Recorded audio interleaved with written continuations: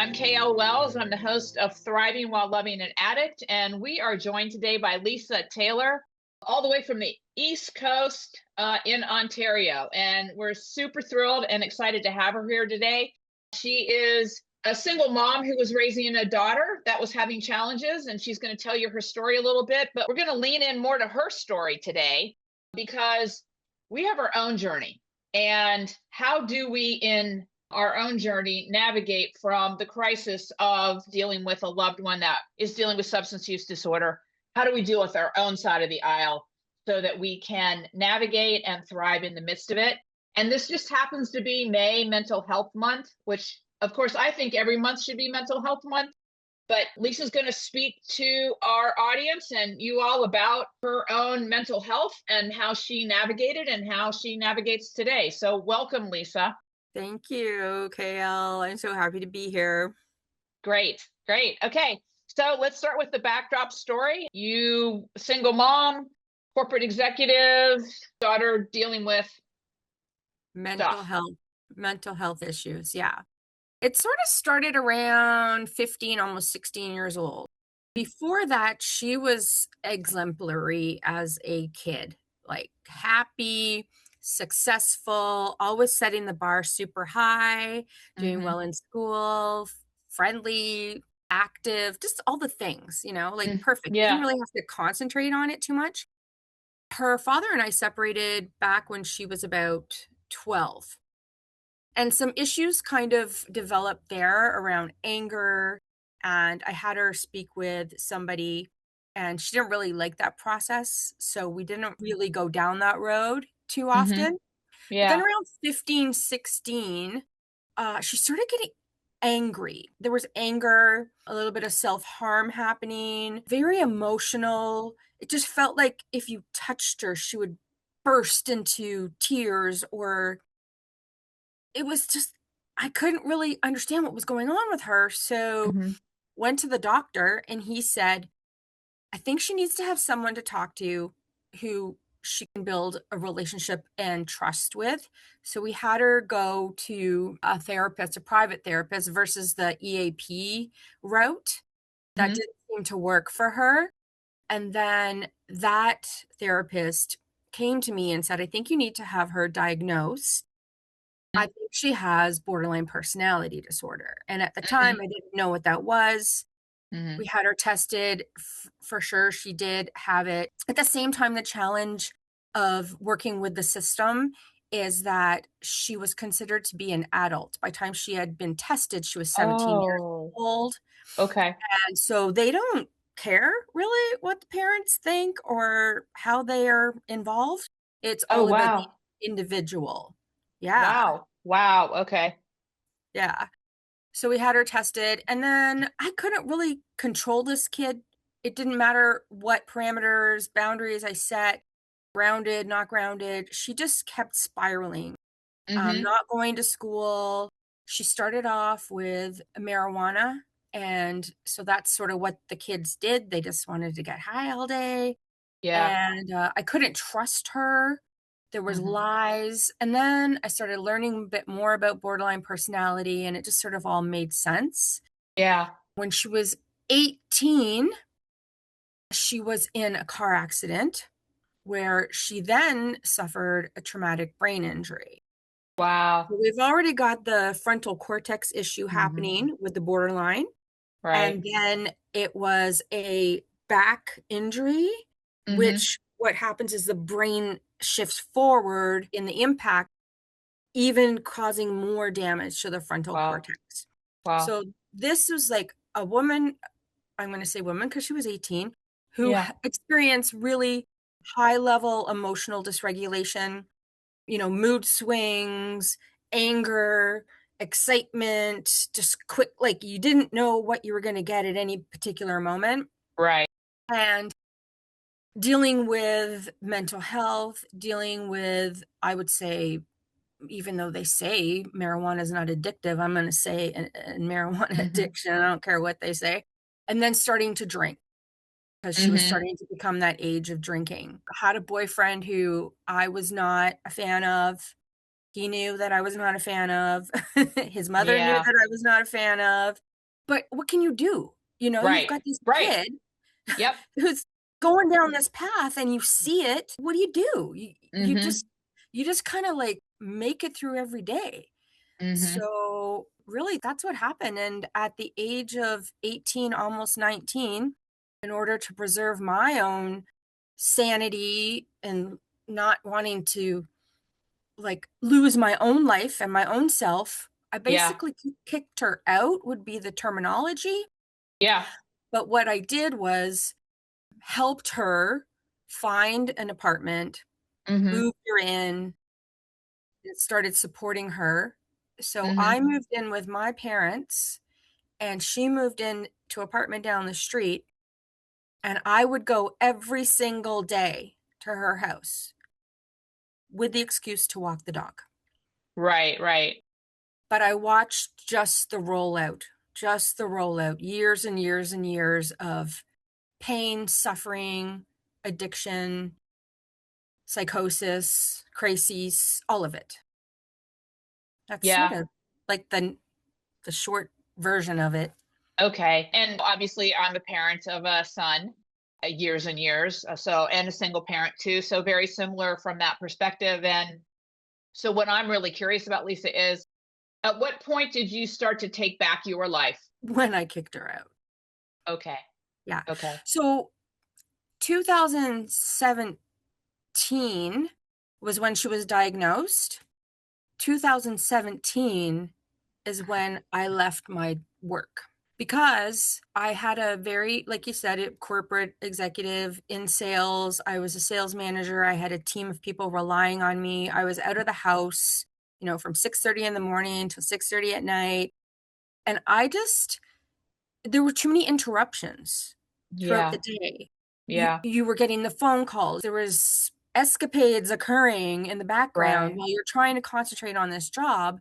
Hmm. And I remember, I think it was around 2015, 2016, they came to me and they're like, we're going to give you this promotion. And I said, no, I don't want this promotion.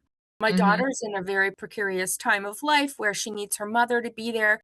I loved being in sales because I could be home at 3:30 in the afternoon, find out what she's doing, what she's up to, and Sure. be there. And they didn't listen. 9 months later, they promoted me. I told them I didn't want it. They said, this is happy. Wow. I mean, corporate does what it does for corporate, not for the individuals. I wholeheartedly believe that, even though I'm back in corporate now. And I left. Yeah, 2017, I left. I went on short-term leave. I recognized how, what's the word they're using these days? Burnt out I was. Yes. And the doctor agreed. I went on Hmm. short-term leave. I was denied short-term leave from the insurance company, and we fought it. My doctor said this is going to be a really long road, and the appeal was denied again, and then I was fired. Okay. So I was at home with her Right. Right. and I didn't go back to corporate until 2024. Okay. So Okay. that's pretty much like how this whole thing is I was down, down, down, down, falling, falling, falling, and Right. down here with her.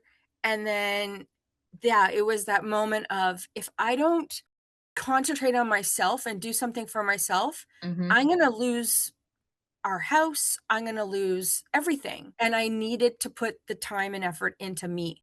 So I said to her, you don't listen to me. You're doing whatever the heck you want. You know what? You make the decisions for you. They're now yours. You own Hmm. them. Right. I'm doing me. Right. And that's when I said, I gave her 60 days to find a place. I said, I'm going to go live with Nanny and Papa Yeah. and take care of me, Yeah. and you're going to go do whatever you want. So, but we did find her a place. But that is when it started, was 2019, when she was Okay. 18, almost 19 years old. And Hmm. yeah, it was a hard decision, Okay. but Yes. I mean, I would say that you're in the minority in terms of those decisions.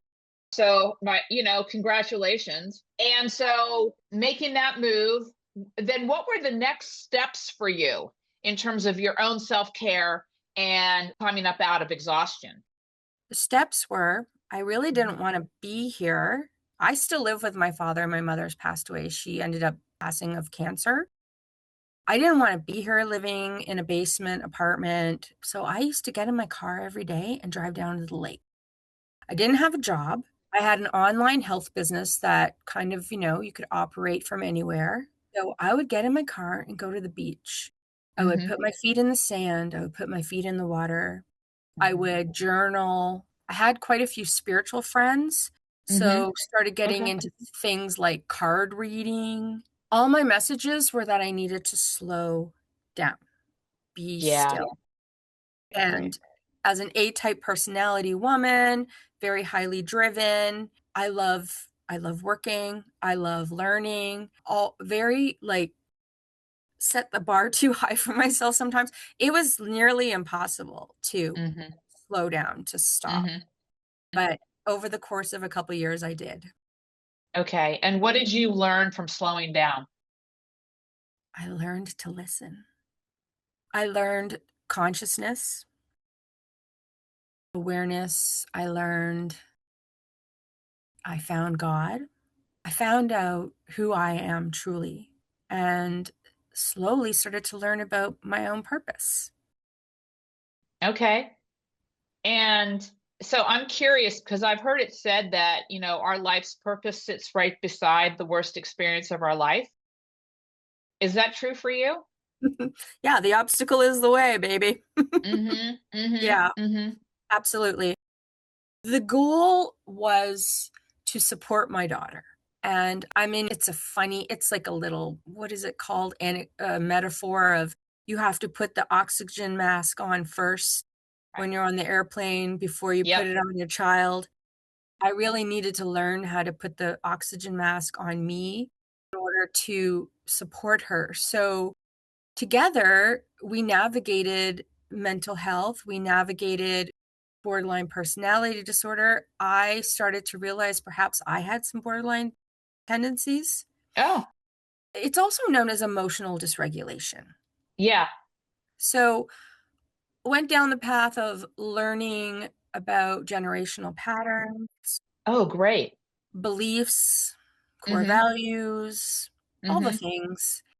And a friend of mine said to me, a very smart, beautiful woman said, sometimes you just have to accept that where you are is exactly where you need to be. So, being in that mess, I recognized that we just needed to be there. Mm-hmm. And I needed to learn what I needed to learn, and she needed to learn what she needed to learn. And Mm-hmm. I couldn't control her, and she couldn't control me. Right. And yeah, I really just started doing work on myself. And what happened was it sort of trickled down to her Yeah. through osmosis. Well, a lot of the parents that I've talked to that are on that path that you are describing, when we really start to take care of ourselves, it frees our kids up. Because even though they're going through all of this suffering and trauma and all of the things, they're worried about us. And I got really clear personally that I needed to be thriving when or if my son came out the other side of his addiction, just as a way of being in the world. And so it shifts them also if you are in contact with them and so on and so forth, because you're doing the pattern differently. I don't know if I consciously recognize that Mm-hmm. throughout. Mm-hmm. Definitely understand it now. And I don't know if it's necessarily you need to be thriving, but I think you need to have a peaceful heart. There needs to be not so much worry about perception, what other Mm-hmm. people think, putting so much shame. Because I mean, really, like that's sort of Right. what happens to the parents, even of just the mental health. Mm-hmm. You throw the addiction in there and it's just like a double whammy. Right. But what are other people going to think about me as a parent who this is how my child is operating? And that's very typical. We tend to isolate up in that in terms of how we think about it. We just don't necessarily when we're in it because we're not prepared for this. We're not thinking about like every other household down the street is dealing with the same stuff. And we are so not alone in this. It's just people are afraid to talk about it because they're isolated up with the shame and this stigma and the judgment that goes along with it. So I'm curious to ask you, how has your daughter been your greatest teacher? What she went through and what she was going through put me in the scenario of being able to do the work. I Mhm. never would have even considered looking inwards and dealing with what I just say what was wrong with me. I would never have gone through that whole journey without her having her journey. There's this ideology about we're come here to earth with a plan already preconceived. We don't know what that is, but we sort of make all of the obligations before we're born, and the people who are in our lives are here to fulfill this Mhm. prophecy, this Mhm. plan. And I think that she and I were connected as mother-daughter to Mhm. fulfill this plan. And she took on the worst role, hardest role to go through this suffering, and Mhm. I took on the role of I'll be there for you no matter what, and both learn how to function as human beings Mhm. and learn how to love one another properly. Right. Right. I do think though, Lisa, and I'm just wondering, I personally, like the comparative piece in terms of their suffering was the worst part. I think it's really, really, really challenging to be a parent witnessing our child suffering. Oh, for sure. And so Yeah. for me, I kind of term that as that is the thing that cracked me wide open. And we use a little bit different language, but I would say that it sounds like that happened for you. And that's when you started doing your work, was when you got cracked and you decided to do the work to learn more about yourself and be quiet and still and to hear your spirit and to allow for your life's purpose to reveal itself to you. Would that be safe to say? Absolutely. Yeah. Yeah. I shouldn't sugarcoat the journey at Oh, all. mm-mm.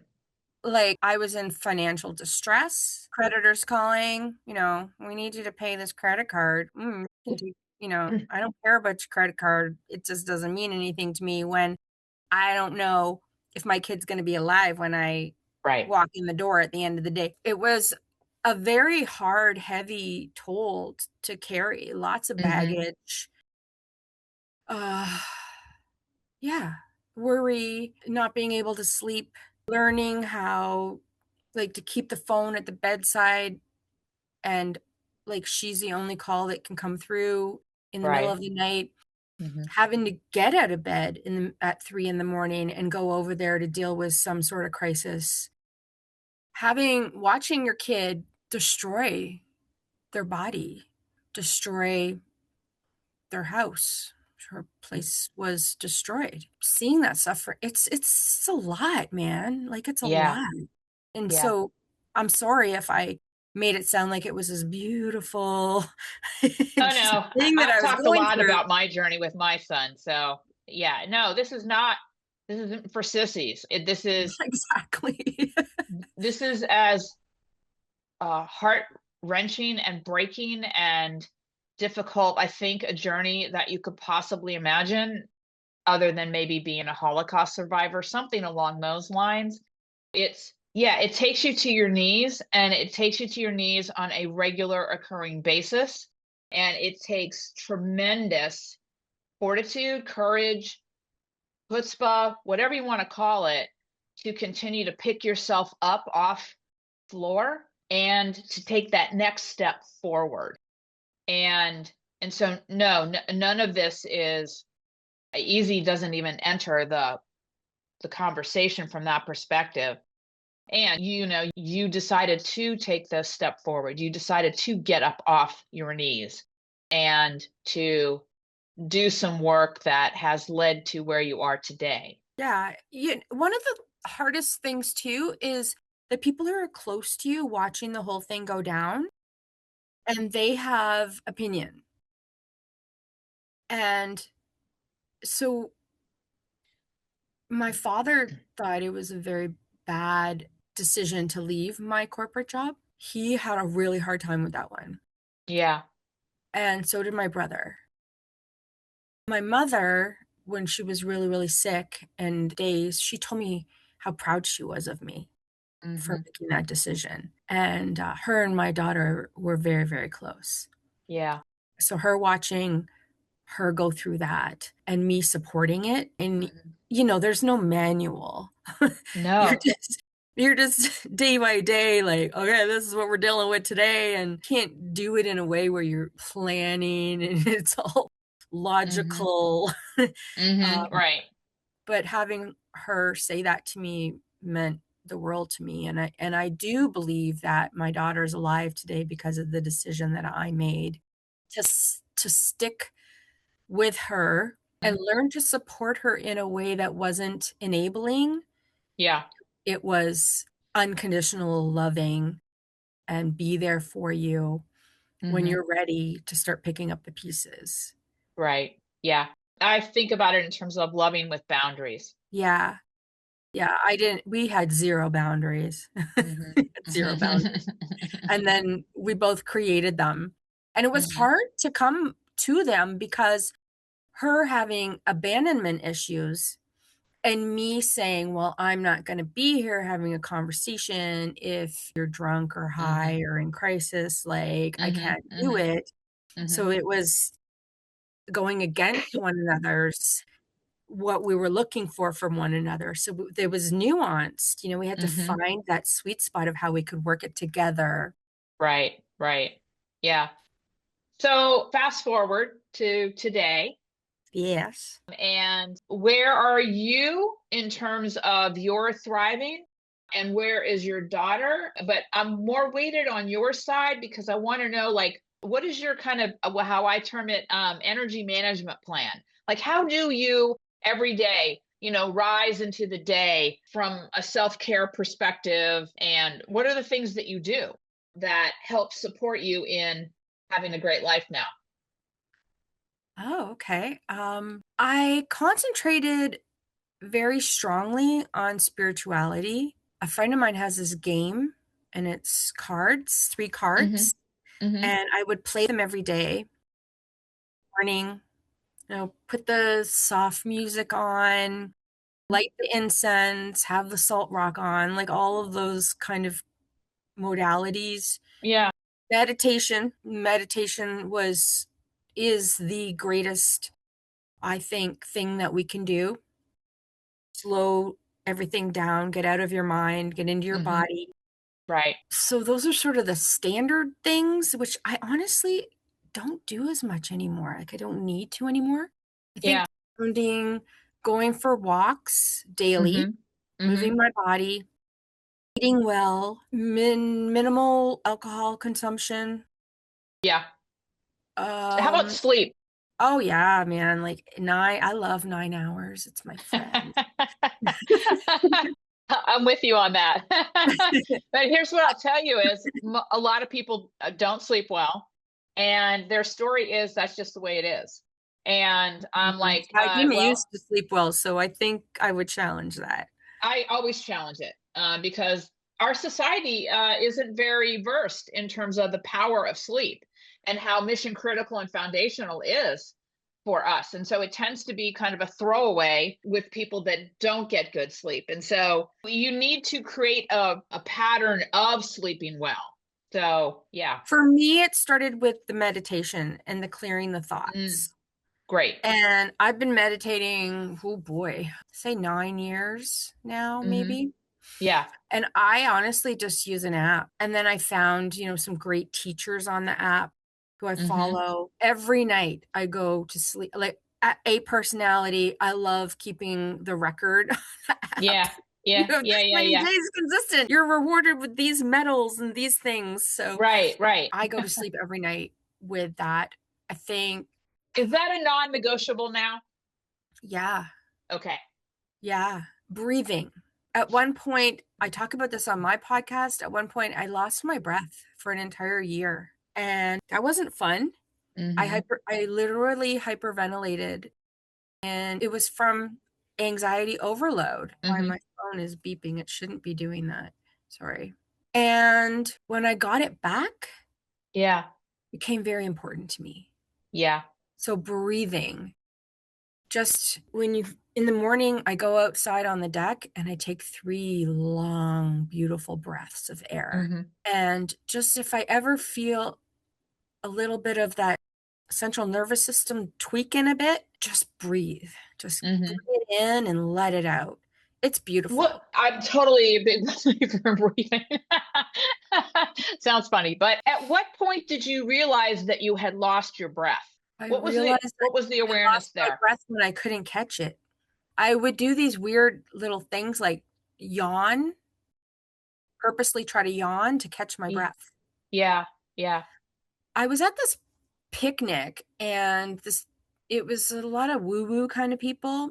I was there Mm-hmm. with a guy who I was dating. That's another thing that I've stopped doing is dating. I don't date anymore for my peace of mind. And this gentleman said, "Can I, put my hands on your shoulder?" I don't really know what his modality was, but he did. And he sort of read my energy and he said to me, "You only breathe at a 50% capacity." Wow. And this is before it got really bad. Yeah, yeah. And I used to joke around saying, "I think that guy jinxed me. I think he put a curse on me." But he felt it in my body before I felt it in my body. Right, right. And I used an energy healer to remove that Mm-hmm. at a wellness center, like a legitimate wellness center. A friend of mine said, "Go see this lady." I went to see the lady. Third visit, she had me crying. I could smell it, I could taste it, and she lifted it and took it out of my body. I didn't have to deal with it. Right, I right, didn't even have to go and unpack it all, right. Yeah. which is the beauty of the energy healing because Yes. why go down that road? Why, like, Right. everybody thinks we have to go through all of this torture and remembering when Mm-hmm. you actually don't. Yeah. Well, I mean, that's a talk therapy thing, and there's a lot of pros, and there are other modalities to bring to the table. I'm a big believer in keep looking for what you need in order to give yourself the relief to move into a lighter, brighter you. Yeah. So going back to your original question about thriving right now, so that's sort of what I do on the day to day. My daughter and I, because of her brain injury, she gets overstimulated. So she tried to get a job at Tim Hortons. That didn't really work. Too much sensory. Yeah, yeah.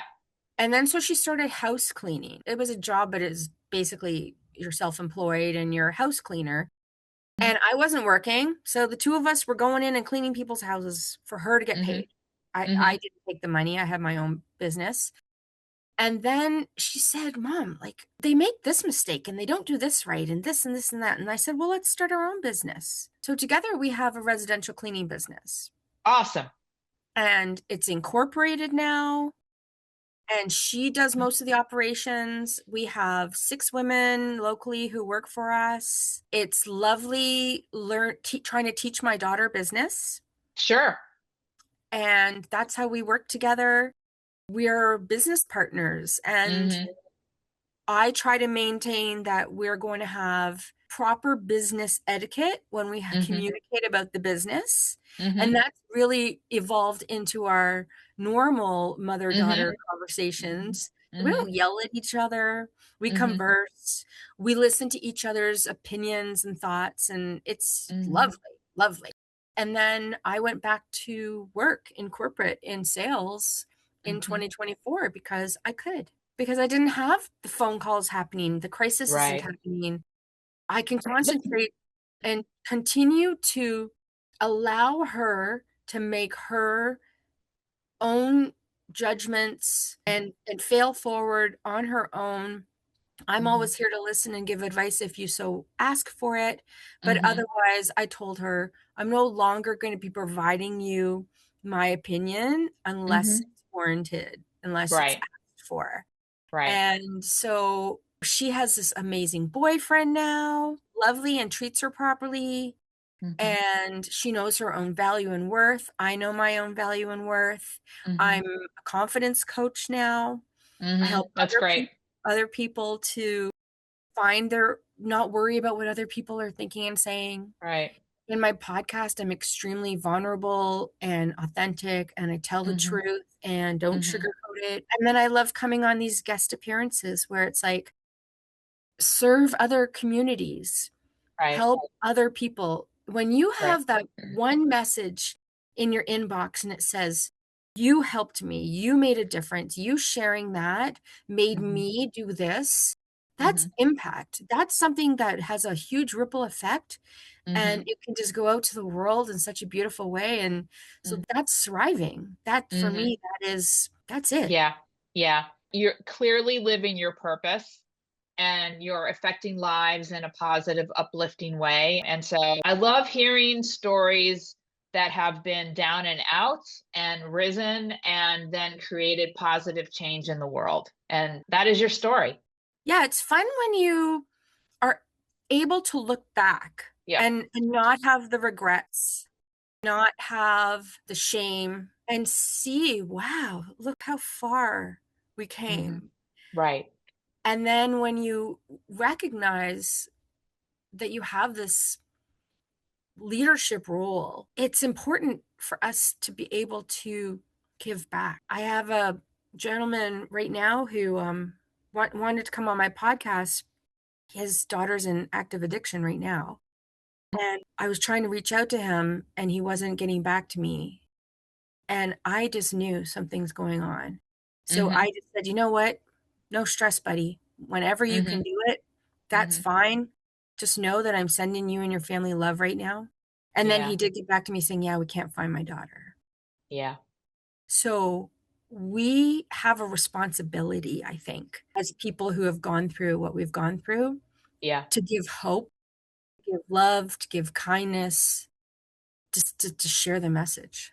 Absolutely. I work in the executive space, the corporate space as a coach and consultant. And this is a big piece of the work that I do with all of my executives is to train them, skill them up to be the calm in the storm, to be thriving in the uncertainty. And this definitely is the times that we're in Mhm. disruption, uncertainty, chaos, all of these things. And if we can learn to skill up in navigating at a high level, then we're going to serve and impact so many more people.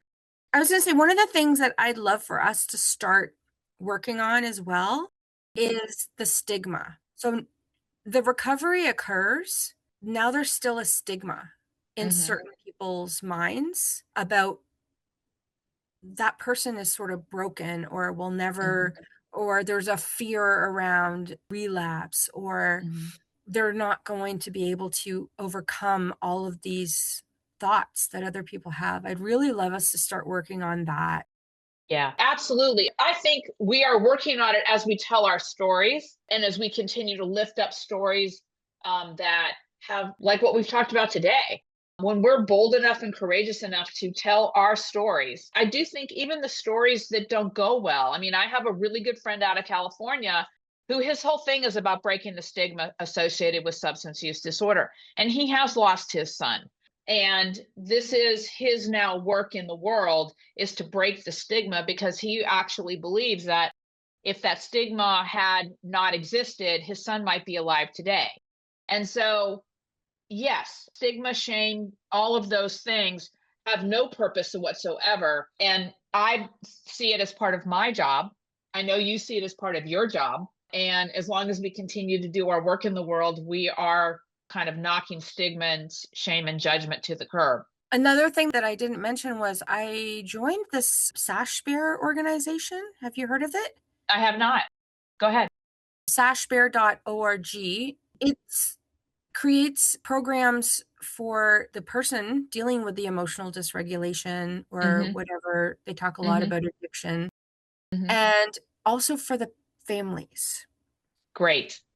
So it was during pandemic when Mhm. everything was on Zoom that I took the Family Connections course, Oh, just great. me with a whole Yeah. bunch of other families on Right. there, Yeah. and learned about things like validation. I'd never heard of that before. That changed Hmm. my life. And I heard stories from some of those other parents that I thought, wow, I wouldn't want to be in your shoes right now. I'll Right. just stay in my shoes. Thank you very much. Yeah. Yeah. So Yeah. I think finding something where you're supported by community and Yes. reaching out is really important. So people, your listeners are listening and maybe going through it and they're starting to open up about it, Hmm. but find something where you can go and be supported by people who are also going through what you're going through and Right. learn some of the skills that can help you to get through it. Yeah. It's a hugely important to find your community and your tribe that has your back, who understands, who's going to suspend judgment. And so I think this is a great segue to kind of begin to wrap this up is what is the name of that organization? Spell it out for us. But then also, how do people get a hold of you if they want to get a hold of you? What's your website? So on and so forth, because you are a tremendous resource. Thank you. Hmm. The organization is Sashbear, Sashbear. It's Okay. the last name of the family that started it who lost their daughter. Okay. .org. Actually, this weekend we're having the annual walk and it's Mm. across Canada. So Wow. go find Okay. a walk near you because Yeah. that helps them to raise the funds to do what they do. Very Mm, cool. My website is glowingconfidence.com, and I am a confidence coach. I Yeah. do help mostly women, but if men want the help too, just to stop worrying about what other people are Mm. thinking and saying, stopping you from achieving your goals and dreams. And I do have a podcast as well. It's fairly new. It's only Hmm. I think 7 episodes are released right now. Okay. It's called Turn the Lens Inward. And that's Great. really what I believe a parent needs to do is to Hmm. turn the lens inward and start changing what they can control and doing their own Hmm. work. And like I Hmm. said, it has that trickle down effect. It also had a trickle up effect with my parents, believe it or not. That's so great. Yeah. That's so And great. just sharing stories with other people who are Right. going through, what you and I have gone through and what your Right. listeners are going through. Yeah. Yeah. Well, people have asked me, why am I still doing this? Sam's thriving and 3 years clean and sober and all of the things. And I said, I don't know that my journey's ever going to end from that perspective. And I get to talk to amazing, extraordinary people on a regular basis. So it keeps me elevated and in the game of being intentional about who I want to be in the world. And so I want to just say thank you, thank you, thank you for your story and your courage and your service and your impact. It's been a joy to have you on today. And we will have all of your information in the show notes so that people can reach out to you if they want to. And deeply grateful for you, Lisa, today. So thank you. Thank you. And good for you for doing this. Congratulations. And Thank you. whatever you've gone through, I don't really know your story, but now I really kind of wanna. So Great. Okay, thank you. Everybody, take care and thrive.